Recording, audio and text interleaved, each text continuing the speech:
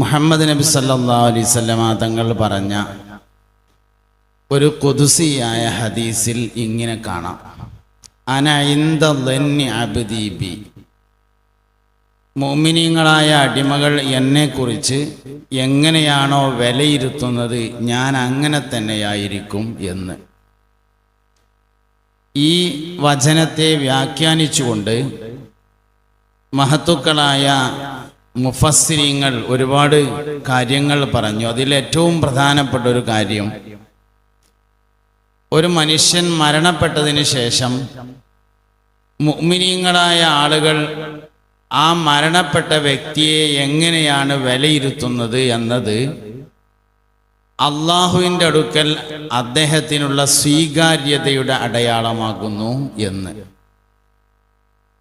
മനുഷ്യന് ഭൂമിയിൽ നിന്ന് ലഭിക്കാവുന്ന ഏറ്റവും പ്രധാനപ്പെട്ട രണ്ട് സർട്ടിഫിക്കറ്റുകൾ, ഒന്ന് അവൻ്റെ മരണം വർണ്ണിക്കാൻ കഴിയുന്ന തരത്തിലാവുക, അതിനെയാണ് നമ്മൾ നല്ല മരണം എന്ന് പറയുന്നത്. വാപ്പ മരിച്ചു, അങ്ങനെ നമ്മൾ ദുആ ചെയ്യാനും മയ്യത്ത് നിസ്കരിക്കാനും ഒക്കെ വേണ്ടി ചെന്നു. മോനോട് ചോദിച്ചു, എന്തായിരുന്നു വാപ്പാക്ക് ദണ്ണം എന്ന് ചോദിച്ചു.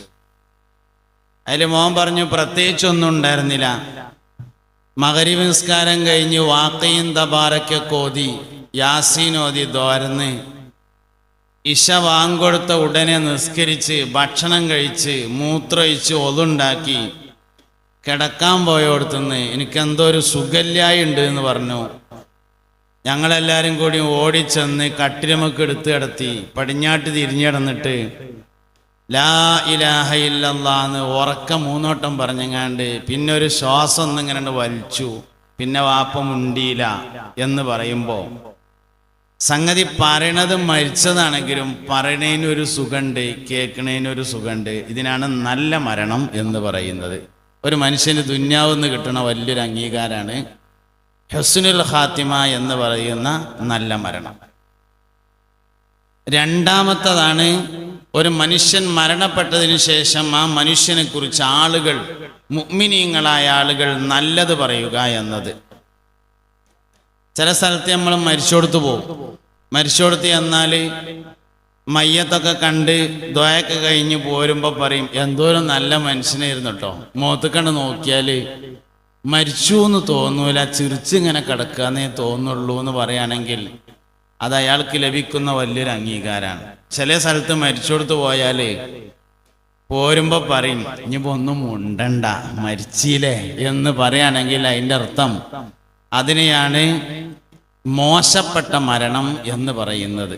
അപ്പം മുഅ്മിനീങ്ങളായ ആളുകൾ 2 വർഷമായി ഒരു മനുഷ്യൻ മരണപ്പെട്ടിട്ട് അദ്ദേഹത്തെക്കുറിച്ച് ഖൈറായ കാര്യങ്ങൾ പറഞ്ഞുകൊണ്ടേയിരിക്കുന്നു എന്നത് ജീവിതം ഖൈറായിരുന്നു എന്നതിൻ്റെ ഏറ്റവും പ്രധാനപ്പെട്ട തെളിവാണ്.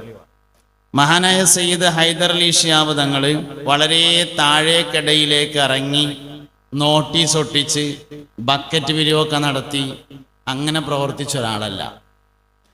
നല്ല ഘനഗാംഭീര്യമുള്ള ശബ്ദത്തോടുകൂടി ആകർഷണീയമായ തരത്തിൽ പ്രസംഗിക്കുന്ന ഒരു പ്രഭാഷകനുമല്ല.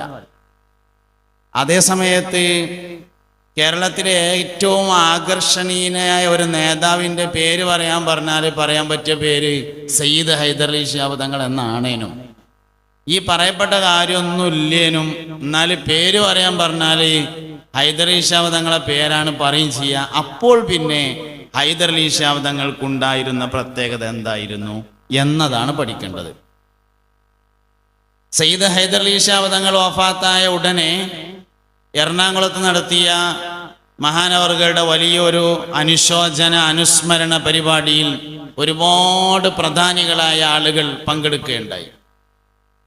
ഞാനത് നേരത്തെ കേട്ടിരുന്നു. ഈ അടുത്ത് ഈ പരിപാടി KKS തങ്ങളെ ഏൽപ്പിച്ചപ്പോൾ ഒന്നുകൂടിയും കേട്ടു.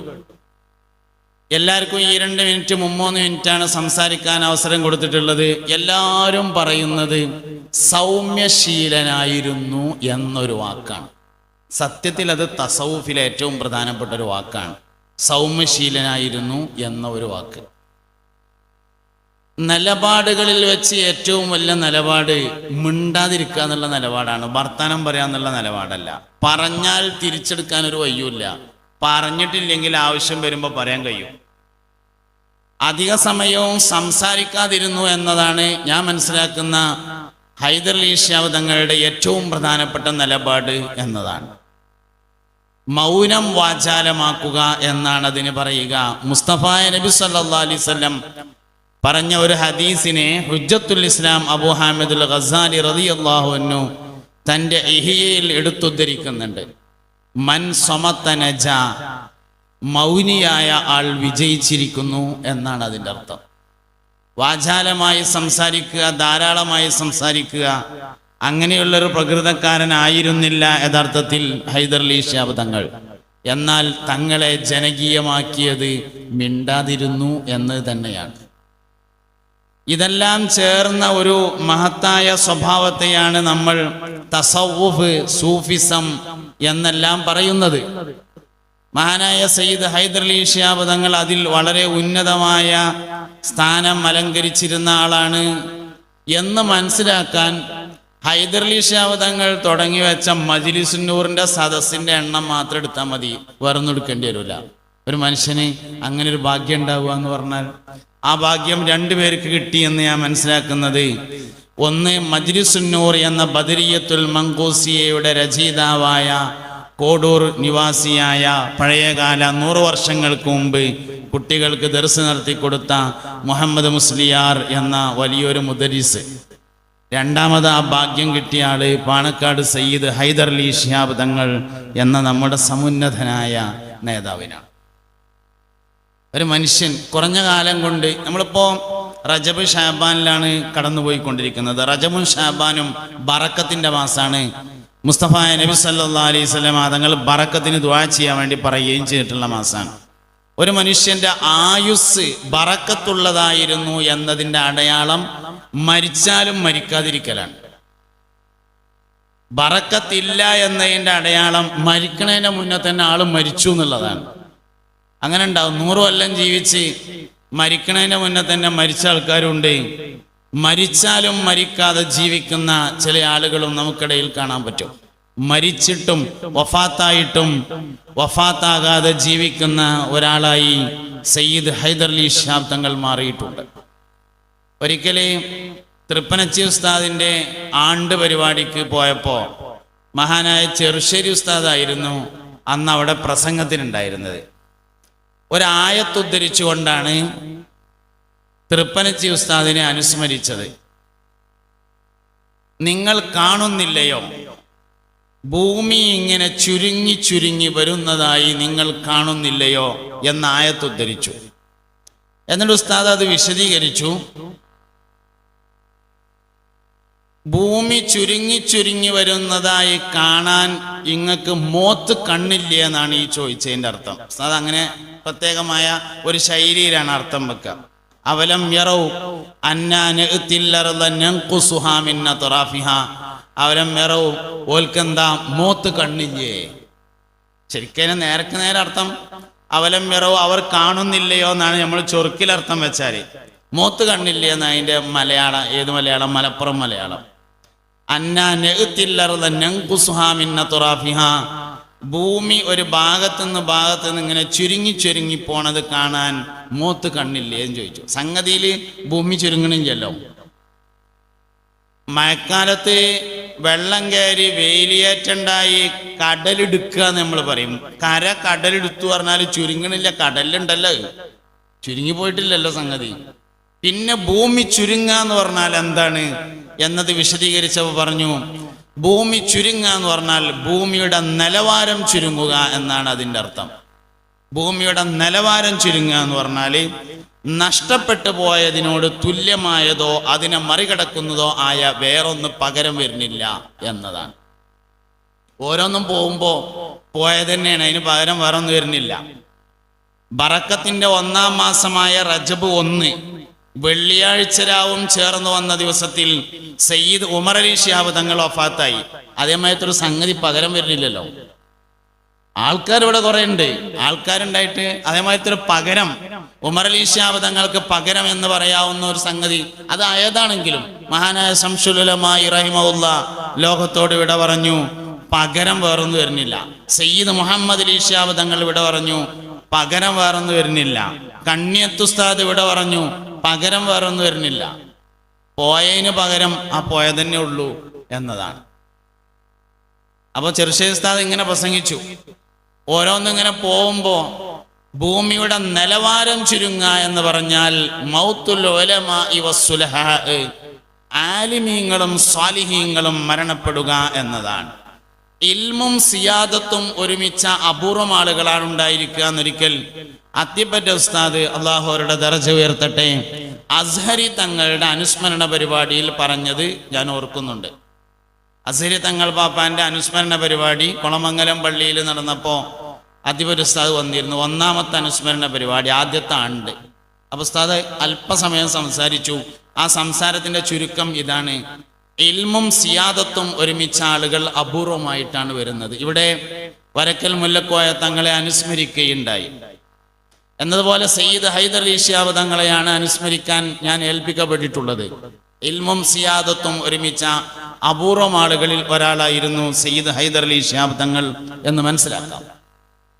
എല്ലാ നിലയിലും സമൂഹത്തെ സമുദ്ധരിക്കുന്നതിൽ റഹ്മത്തിന്റെ മനസ്സുള്ള ഒരു മനുഷ്യൻ. എല്ലാവർക്കും തങ്ങളവരുകളെ കുറിച്ച് ഒരുപാട് കാര്യങ്ങൾ പറയാനുണ്ടാവും. എനിക്കും ഒരുപാട് പറയാനുണ്ട്. ഒരിക്കൽ എനിക്ക് ചീത്തയും കേട്ടിട്ടുണ്ട്. അവമാണല്ലോ പറയാ. ചീത്തയായിട്ട് എന്താ വെച്ചാൽ ഞാൻ എന്തോ ഒരു കാര്യം പറഞ്ഞപ്പോൾ തങ്ങൾക്ക് മനസ്സിലായില്ല. അപ്പൊ ചീത്ത അറിഞ്ഞു. ഒരു മനുഷ്യനോടൊരു കാര്യം പറയുമ്പോൾ മനസ്സിലാകുന്ന രൂപത്തിൽ പറയണം എന്ന് പറഞ്ഞു. അതിന്റെ ശേഷം പിന്നെ എന്ത് കാര്യം പറയുമ്പോഴും മനസ്സിലാകുന്ന രൂപത്തിൽ പറയലുണ്ട്. അല്ല, ചീത്ത എന്നതിന് പറയാൻ പറ്റുമോന്ന് അറിയില്ല, ഒരു ഉപദേശം. എന്നാലും എനിക്കതൊരു നല്ലൊരു വലിയൊരു സംഭവമായി പറയാനാണ് യഥാർത്ഥത്തിൽ താല്പര്യമുള്ളത്. അപ്പൊ അങ്ങനെ എല്ലാവർക്കും എന്തെങ്കിലുമൊക്കെ ഒന്ന് ഹൈദർ അലി ശിഹാബ് തങ്ങളെ കുറിച്ച് പറയാനുണ്ടാവുന്ന. സത്യത്തിൽ നമുക്ക് ഹൈദർ അലി ശിഹാബ് തങ്ങൾ എന്ന് പറയുന്നതിനേക്കാൾ ഇഷ്ടം ആറ്റാക്ക എന്ന് പറയാനാണ്.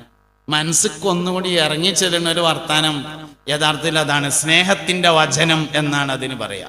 ഉമ്മയാണ് സ്നേഹത്തിന്റെ വചനത്തിൽ ഏറ്റവും മുമ്പന്തിയിൽ നിൽക്കുക എന്നാണ്. ഉമ്മാരാണ് സ്നേഹത്തിന്റെ വാക്ക് പറയുന്നതിൽ ഏറ്റവും മുമ്പന്തിയിൽ നിൽക്കുക. അപ്പൊ നമ്മൾ സ്നേഹത്തിന്റെ വചനമായി ഉപയോഗിക്കുന്ന ആ വാക്ക് പറയാനാണ് യഥാർത്ഥത്തിൽ നമുക്ക് എല്ലാവർക്കും കേൾക്കാനും താല്പര്യം അതന്നെയാണ്, പറയാനും താല്പര്യം അതിനോട് തന്നെയാണ്.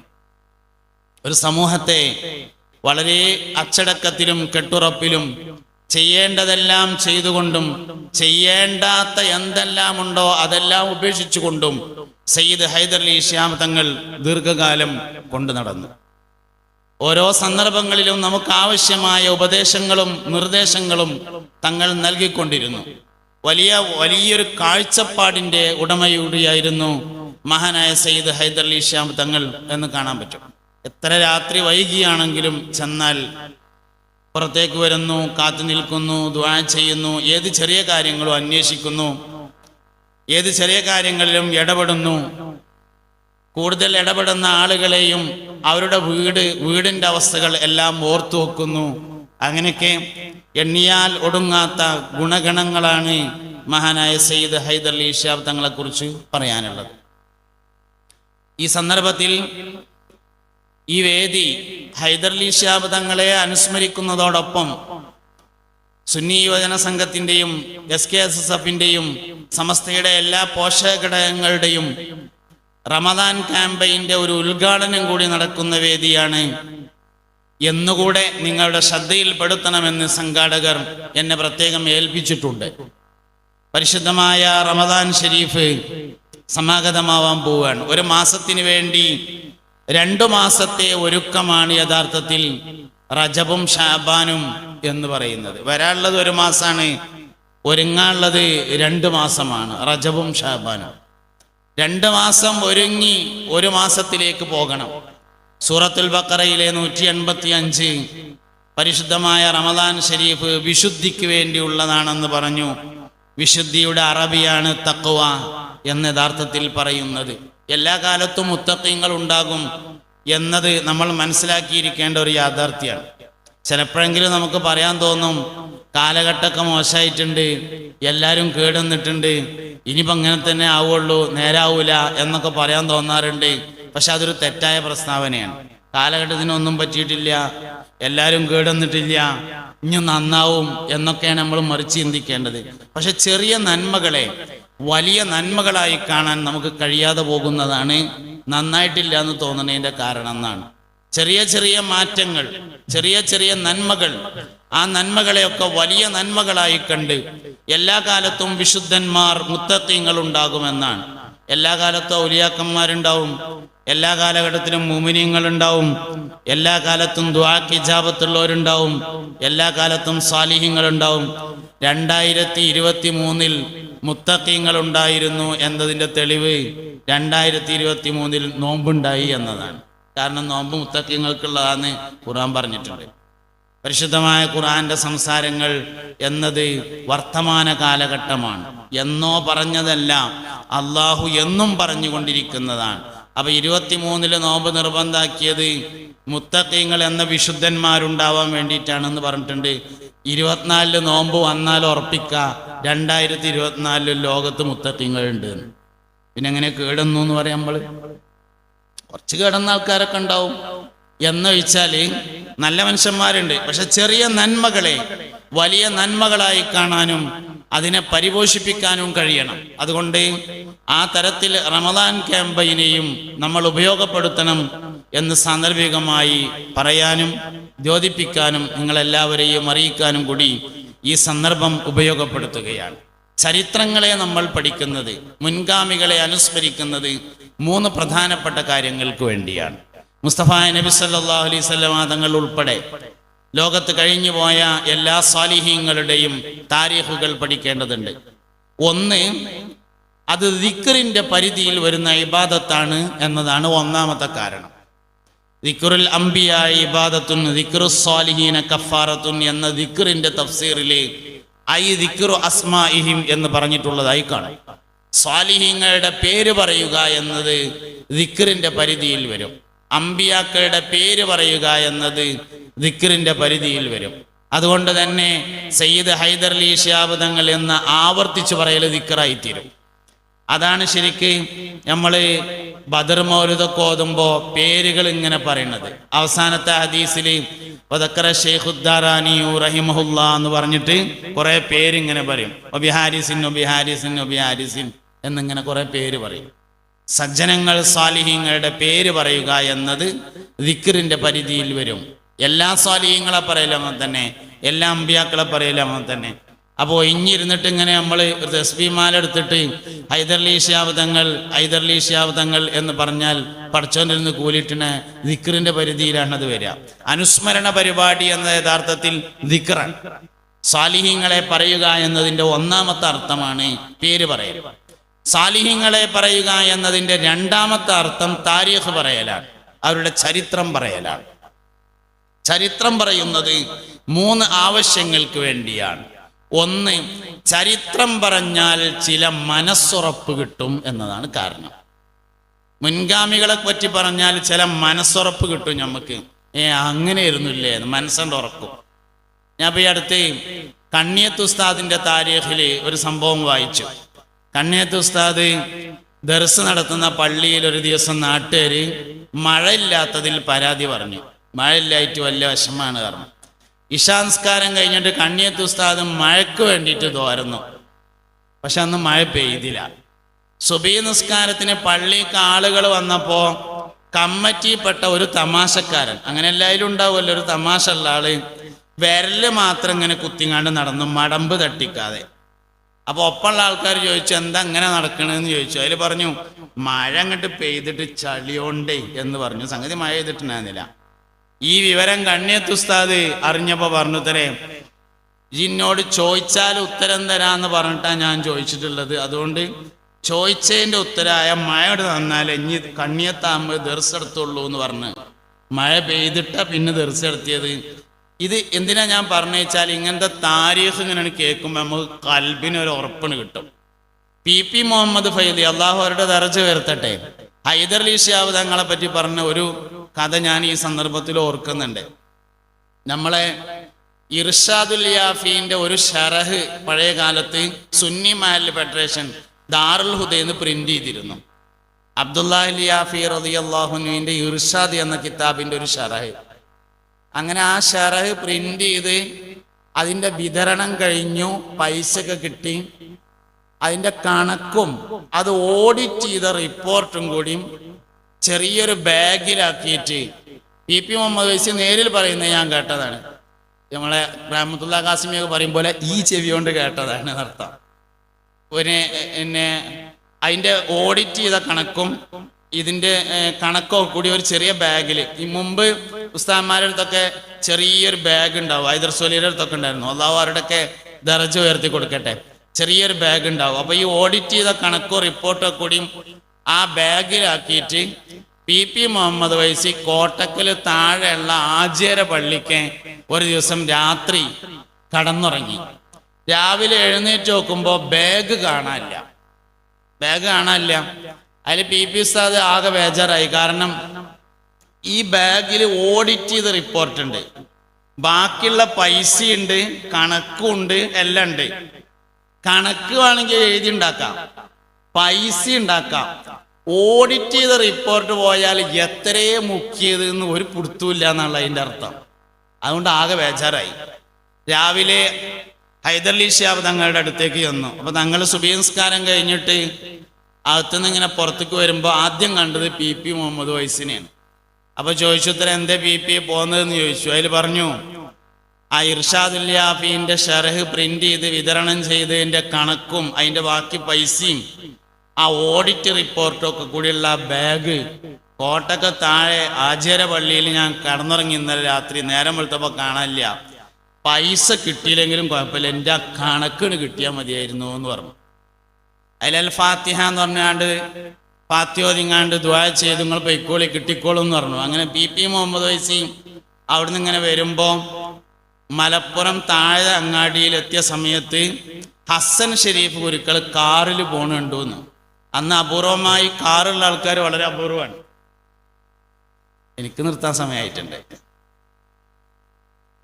ഹൈദർലി ശിഹാബ് തങ്ങളുടെ അടുത്തുനിന്ന് പി മുഹമ്മദ് വൈസി ഇങ്ങനെ വരുന്ന സമയത്ത് ഹസൻ ഷെരീഫ് ഗുരുക്കൾ കാറിൽ പോകുന്നത് കണ്ടു. അപൂർവമായി കാറുള്ള ആൾക്കാരിൽ പെട്ട ഒരാളായിരുന്നു ഹസൻ ഷെരീഫ് ഗുരുക്കൾ. അപ്പോൾ പി മുഹമ്മദ് വൈസിനെ കണ്ടപ്പോ ഷെരീഫ് ഗുരുക്കൾ വണ്ടി നിർത്തിയിട്ട് പിനെ അടുത്തേക്ക് വിളിച്ചിട്ട് പറഞ്ഞു, തരാ പിയെ ഇങ്ങളടുത്ത് ഉണ്ടായിരുന്നില്ല ആ ഒരു കറുത്ത ചെറിയ ബാഗ്, അതുണ്ട് കോട്ടക്കൽ മാർക്കറ്റിൽ നിന്ന് ഇറങ്ങണോടത്ത് അരിച്ചാലിൽ കിടക്കണു. ഞാൻ ഇപ്പം കാറിൽ പോന്നപ്പോൾ കണ്ടതാണ്, ഇങ്ങളതാണോ അല്ലേ എന്ന് ഉറപ്പില്ലാത്തതുകൊണ്ട് ഞാൻ എടുത്തില്ല, സംഗതി അവിടെ കിടക്കുന്നുണ്ട്.